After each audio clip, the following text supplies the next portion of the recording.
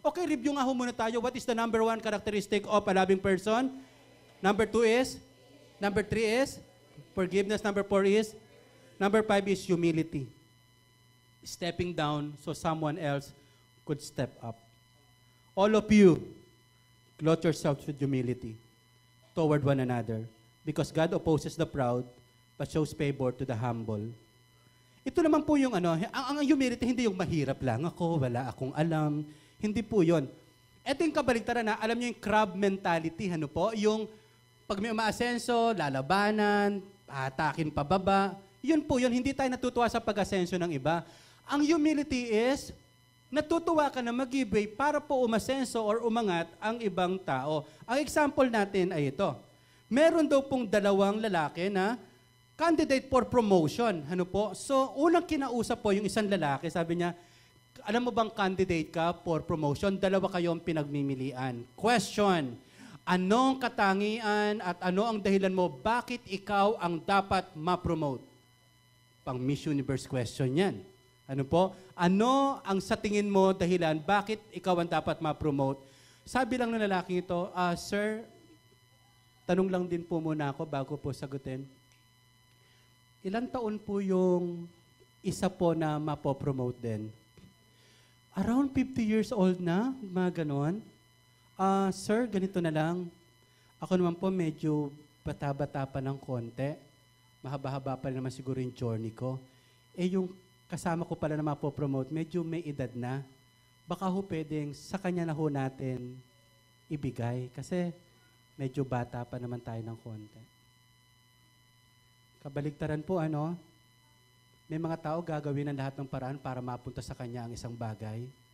Pero ang humility, tinutulungan natin ang ibang tao na umangat. Ang humility ay tinutulungan natin ang ibang tao sa mga bagay na pwedeng makatulong sa kanila.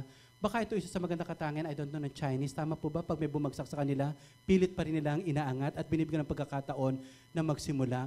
Mga kapatid, that is humility. Yung marunong tayong mag-give way, marunong po tayong magparaya po upang ibang tao ay mas pagpalain. Kahit na lang po sa mga mag-asawa, kapag ang isa po hindi bumaba sa isang problema, wala naman pong maayos na problema. Do you think may maayos na problema kung walang nagpapakumbaba? Kapag ang isang tao nagpakumbaba sa mag-asawa, almost 50% solved na yung problema. Bakit? Madali na magkaunawaan. May umamin na mali. Wag lang ganito. Umamin na nga ako mali. Ayaw mo pa eh. Hindi po ganon. Ay, sabi lang natin is, pagpasensyahan mo ko Siguro nataasan kita ng boses. Alto kasi ko. Parang ganyan. Ikaw soprano. Okay. Basta gano'n lang pong idea. Humility po ay hindi kinakailangang magmukhang kawawa tayo. Ang humility ay nagsasabi lang po na tunay na handa akong bumaba. Handa akong mag-give way. Parang iba ay pagpalain. Okay? Number 6 is generosity. Pag sinabi natin yung generosity, ang unang naiisip natin, pagbibigay ng pera, which is totoo naman. But generosity ay hindi lang po nakatali sa pagbibigay ng pera, kundi pagbibigay ng oras at galing. Okay? 2 Corinthians 9:11, you will be enriched in every way so that you can be generous on every occasion. And though as your generosity will result in thanksgiving to God. Ito muna, dapat nating maunawaan. Pag pinag-usapan ng generosity, ito ay pagkakaunawa na ang lahat ng bagay, galing, husay, pera ay galing sa Diyos. Therefore, anumang mga bagay na pinagkaloob sa akin ng Diyos ay gagamitin ko rin naman para sa iba. And that is generosity. Amen po ba tayo doon? Ilan sa atin dito nung nag-aaral pa, walang kahilig-hilig sa math? 1 plus 1? 11. Tama. At least yung mga ganyan, logic na ho agad yun. Hindi na tayo magaling sa math. Hindi po ba? Iba sa atin magaling sa math. Iba sa atin magaling sa English. Iba magaling sa chemistry. Iba magaling sa recess. Ang sinasabi lang natin is ganito, makulay kaya ang buhay kung lahat tayo magaling sa math? Wala siguro magtutulungan dahil pare-pareho naman tayo magagaling eh. What if kung halimbawa sa lugar na ito, may magaling sa math at hindi magaling, may pagkakataon ka na tumulong sa mga hindi magaling. Kung magaling ka sa English po, May pagkakataon ka na turuan yung mga hindi magagaling po sa English. Ang sinasabi lang natin, lahat po tayong naririto, may mga galing at husay na magkakaiba, pero yung mga galing at husay natin dapat ginagamit natin sa iba. Amen po ba tayo doon? Walang iba makapagtuturo para tumugtog, kundi mga instrumentalist natin sa church. Walang ibang pwede magturo paano mag-song lead dito, kundi mga song leaders at worship leaders. Walang ibang pwedeng magturo po paano mag-lead ng isang grupo, kundi mga life group leaders natin. So imagine yung mentoring, yung pagtuturo, ang laki po niyan. May binabasa akong book ngayon, mentor leader ni Tony Dangi. Ang galing-galing niya, sabi niya, the greatest need of our society or the world is this, mentoring. Ilang mga bata, kabataang lalaki, kabataang babae, ang may talagang direktang nagme-mentor, na kung may nagme-mentor sa kanila, na yung mga natutunan at nalaman na natutunan nila ay ipinasa nila sa iba, ang daming kabataan ang hindi mapapariwara. Ang daming mga kabataan ang hindi mapapahamak. Kung meron lang pong generous na magbigay ng kanilang oras at panahon para magturo. Kailangan natin ng bawat isa, kailangan natin ng husay at galing ni sino man. Hallelujah. Then, number 7. Ito yung last. Honesty. Caring enough to tell the truth. Instead, speaking the truth in love, we will grow to become in every aspect the mature body of Him who is the head, that is Christ. Tama po ba? Mahirap magsabi ng totoo. Hirap magsabi ng totoo, no? Pero yung masakit na dapat sabihin sa atin, iyon ang ma-appreciate ho natin. Ito, gamitin ko lang example si Pastor JR, ano? Sobrang na-appreciate ko si Pastor JR, lalo na pa nagse-sermon yan, ano po? Minsan may pagkakataon lalapit sa kanya, Pastor, pa-evaluate naman, okay ba? Sasabihin lang na ganun, ano ho ba yung dapat kong i-check? Kaya lahat nyo ang galing-galing po ng husay-husay. May time, ang comment ko lang sa kanya ay, huling sermon mo na to, ha? Hindi, magaling po si Jay. So yung ganun lang, paano makukorek kung hindi ho tayo pa-check, ano po? At least yung ibang humigats na ganun, ang mahirap yung ano, paano mo kaya itutuwid yung taong ayaw magpatuwid, ano po?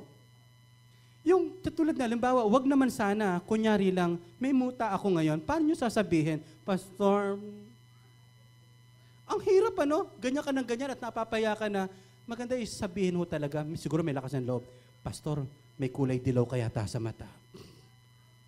So, sabi lang natin is, kailangan po nating sabihin, alam nyo ho, malaki raw po i-improve natin kung kaya lang, kung may tao lang daw na kayang tumayo sa ating harapan na sasabihin ang totoo sa atin. Huwag naman ganito kahit totoong sasabihin mo, kung pangit ang paraan, hindi pa rin po nakakatulong. Parang baho lang hininga mo. May dala akong asin, Dapat sa'yo, Clorox Huwag naman, ano po? Yung sabi, gawin na lang natin sa ibang paraan. Pare, may kaibigan akong dentist. Gusto, pasyal tayo. Bakit? Bawi na ako? Magpakahimatay ka na. Sabihin lang natin po ng maayos at matutuwid naman po yan. Merong time na kung hindi mo masabi siguro, yung kahit mag-note ka lang, ano po, basta ang mahalaga dito is, may mga mali tayo na dapat ituwid at kailangan nating ng mga tao na malakas ang loob. Kaya mapagmahal din pala yung mga taong may lakas ng loob na sabihin ang mga tama na dapat nating gawin at mali na dapat po nating ituwid. Sige ho, sabihin niyo sa katabi mo na, hindi ako mahihiya sa iyo. Basahin mo ang FB mo bukas, yari ka. Ang daming nakalagay doon na dapat mong ituwid, hindi ho? Okay, so tingnan natin to. Life's deepest meaning is found in relationship. Pag prinactice natin yung 7 traits or character na ito in terms of relationship, doon natin makikita, talagang sobra pa lang sobra natin pwedeng i-value yung relationship. I don't know, sa totoo lang, natutuwa tayo sa mga career person natin dito po. Yung mga may career po, talagang, sa totoo ang ganda, lalo na yung unang linggo, ikalawang linggo, pero yung profession po nakakabagot din.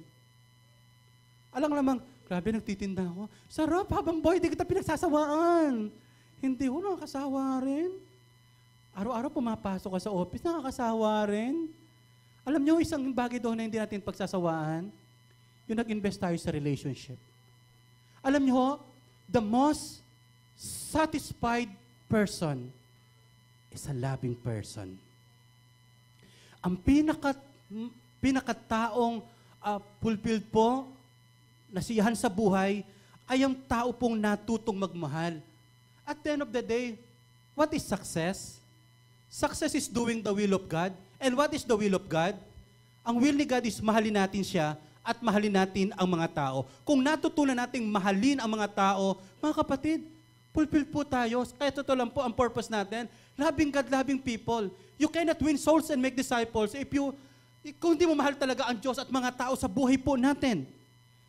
Alam nyo ho, wala tayong gagawin sa PCF kung hindi lang din ang dahilan ay mahal natin ang Diyos at mahal natin ang mga tao. Malakas nga pong palakpak para sa Panginoon. Ito sana maging inspirasyon natin.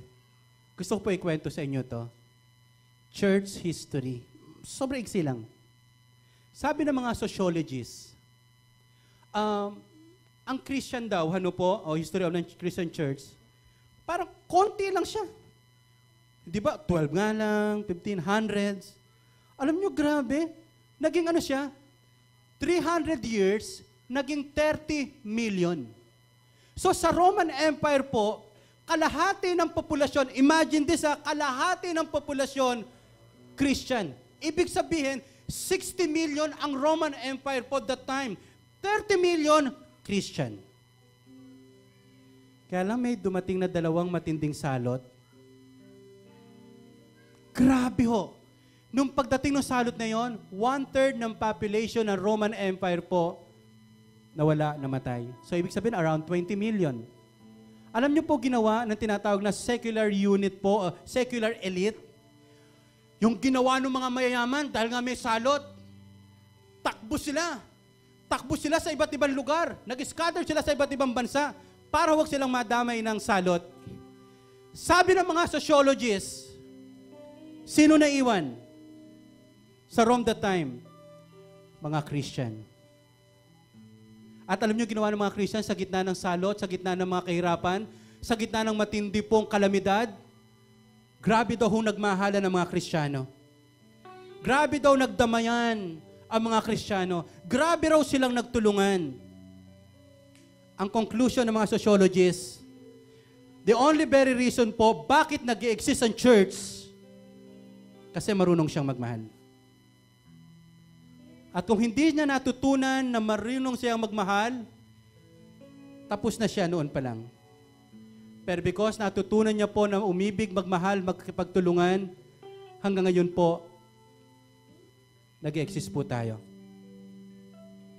Pag sinabing Christian, ano kaya tingin ng mundo? Malakas pumalakpak, malakas sumigaw, malakas tumalon, mag-amen.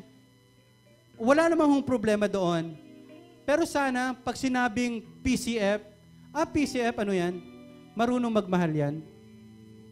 PCF, tumutulong yan sa mga problemang may asawa, pamilya na may problemang pinagdadaanan, mga kabataan na hindi alam yung kanilang gagawin. Yung natuto tayo magmahal, kasi at the end of the day, sabi nga ni Jesus Christ, makikilala ng mundo na kayo ay mga alagad ko, hindi pag ang laki-laki ng building natin, ang ganda-ganda ng programs natin, hindi po kapag kayo ay nagmamahalan.